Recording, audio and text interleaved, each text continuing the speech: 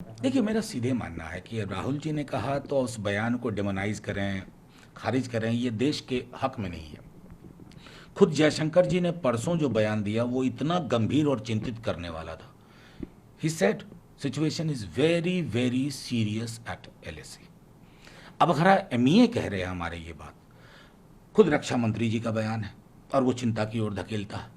दिक्कत ये है कि प्रधानमंत्री जी ने, माननीय प्रधानमंत्री जी जब 19 जून को ऑल पार्टी मीटिंग में नो इंट्रूजन कह दिया, उस बयान का चाइना ने अपने हक में अपनी गन बोट डिप्लोमेसी के लिए बहुत इस्तेमाल किया। तो मेरा इतना मानना है कि सरहद पे जो स्थिति है, परिस्थितियां हैं, उसको लेकर के ईमानदारी से सरकार सबको भरोसे में ले। और पूरा देश एक है, चाइना मुगालते में ना रहे, पूरा देश एक है।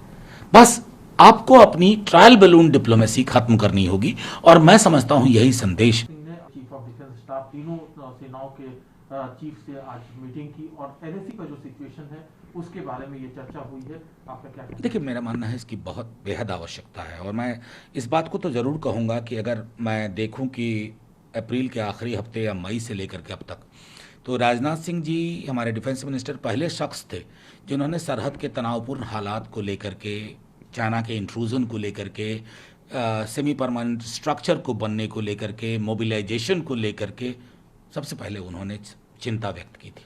बाकी सब लोग डिनाल में थे। यहाँ तक कि पोर्टल पे एक रिपोर्ट आई, उसको तक उतार दिया गया। मैं समझता हूँ कि इसकी बेहद आवश्यकता है दो लेवल पर। एक तो आप मिलिट्री लेवल जो डायलॉग है, और मैं बार बार दोहरा रहा हूँ कि मेरे सेना के हौसले में कभी कोई कमी नहीं रही, उनकी प्रतिबद्धता में कमी है तो उन डिप्लोमेटिक उन कमरों में जहाँ से डिप्लोमेसी तय होती है।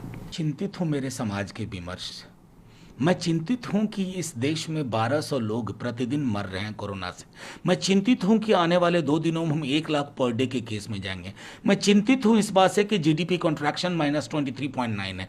मैं चिंतित हूं इस बात से बेरोजगारी का जो चरम पर पहुंच गई है। मैं चिंतित हूं इस बात से कि 50,000 झुग्गियां दिल्ली में तोड़ दी गई। कोई विमर्श में नहीं। गलत था, सही था, टाइमिंग ठीक नहीं था, वो अपनी जगह। लेकिन एक बार एक समाज के रूप में, सरकार के रूप में, जन सरोकार के रूप में आईना देखना होगा। 50,000 गरीब की झुग्गियां टूट जाती हैं, उस पर विमर्श नहीं होता है। सर, जो सवाल आपने उठाया है वो आपका एक सवाल है। दूसरी तरफ महाराष्ट्र में अपोजिशन के लीडर देवेंद्र फडणवीस, उन्होंने कहा है कि कंगना रनौत के खिलाफ बीएमसी कार्रवाई करती है लेकिन दाऊद इब्राहिम के घर को डिमोलिश नहीं किया जाता है। साथ ही उनका कहना है कि महाराष्ट्र सरकार का रवैया ऐसा है, ऐसा लग रहा है कि वो कंगना रनौत से लड़ने के लिए प्रतिबद्ध है लेकिन कोरोना वायरस से लड़ने के लिए प्रतिबद्ध। मैं तो सीधे मानता हूं 5 बरस थे ना देवेंद्र फडणवीस जी मुख्यमंत्री, अगले टर्म में भी मंसूबे पाले हुए थे। अभी बिहार में प्रभारी बनाया गया है। आपने क्यों नहीं दाऊद इब्राहिम का बंगला तोड़ दिया? आप कहां थे? क्या बात कर रहे हैं? हमारी तो चिंता आपकी सरकारों से है, केंद्र सरकार से है कि कोरोना पर मार्च में जितनी चिंता थी काफूर हो गई। अब उस पर कोई बोल नहीं रहा है क्योंकि स्थिति नियंत्रण में नहीं है। हेल्थ इंफ्रास्ट्रक्चर को लेकर आपकी कोई सोच समझ नहीं है। जीडीपी कॉन्ट्रैक्शन कहां पहुंचा हुआ है?